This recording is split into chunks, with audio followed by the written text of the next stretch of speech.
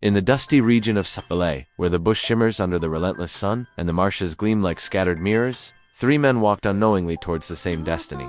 They weren't bad people, not at all. They were just clumsy, so incredibly clumsy that their villages had finally sent them away, certain they attracted trouble like honey attracts flies. The first was Koma, tall, lanky, and always in a hurry. He had the unique talent of tripping over perfectly flat ground. In fact, he once managed to topple an entire herd of goats simply by sneezing. People used to say his feet moved before his brain had a chance to think. The second Léfi talked too much. And I mean, way too much. He'd comment on everything, even things that didn't exist yet. During a ceremony that required complete silence, he once spoke for 3 hours straight without taking a single breath. The village elders, fearing his flood of words might cause a drought, decided he had to go. And the third Dongo was as strong as a buffalo but was terrified of almost everything. Frogs, his own echo, long shadows, and especially silence.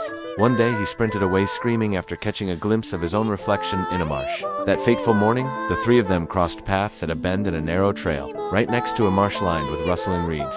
The heavy silence was shattered when Koma, true to form, slipped and landed squarely in the mud, sitting there with a surprising amount of dignity. "Ah, I was just testing the coolness," he announced. Léfi immediately clapped his hands in delight. "A brilliant idea. The mud is exceptionally welcoming today. Slightly warm, absolutely perfect for SHHH, Dongo shouted, jumping a foot in the air. "Did you hear that?" It was a frog, a tiny frog, croaking from the reeds. They looked at one another. Koma covered in mud, Léfi mid-sentence, Dongo trembling. And then, without really knowing why, they all burst out laughing.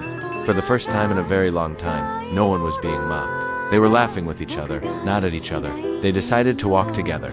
The bush, with its twisted trees, unpredictable paths, and noisy insects, became their sanctuary.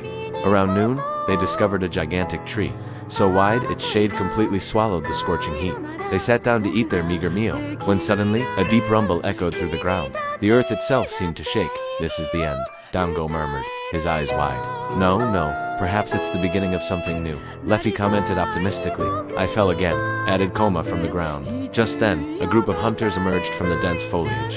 The three friends braced themselves, certain they were about to be chased away once more. But the hunters weren't angry, they were desperate. Their chief was stuck, sunk up to his waist in the very same marsh. What happened next was a symphony of glorious chaos. Through a series of improbable events, it was Koma's clumsiness that saved the day.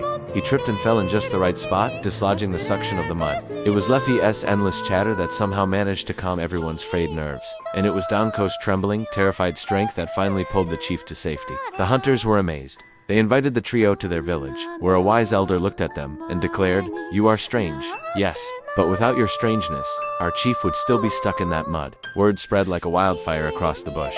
The villages that had once rejected them began to whisper about the three misfits. And soon, whenever an important ceremony was threatened by some unexpected problem, it was the three left feet they called for. They didn't become rich, they didn't become powerful, but they found something far more precious, a place to belong, not despite their flaws, but because of them. Under the great tree, as the sun set and painted the sky in shades of orange and purple, Léfi was still talking. Koma tripped over his own feet again, and Dongo jumped at the sound of a cricket, and everyone laughed. Because the bush had taught them a simple, profound truth. The very things the world sees as flaws can become our greatest strengths, if we just learn to look at each other with a little more patience and a little more acceptance. Thanks for watching. If you enjoyed this story, be sure to like and subscribe for more.